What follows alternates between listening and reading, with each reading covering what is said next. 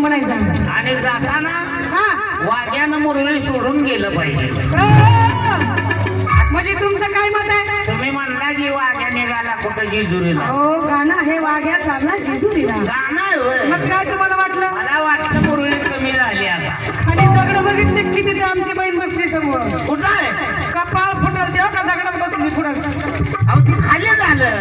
आणि दार दगड येत नियम धरून कपाळच फुटल. तो का अजून शंभर आला आहे का? अजून लय वाघे आहेत आमचं खाली.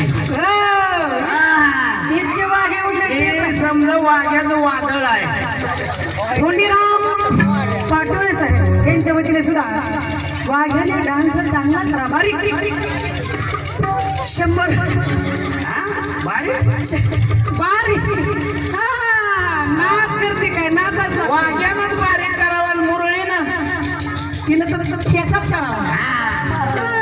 मिरचीवाले ठेसा. संती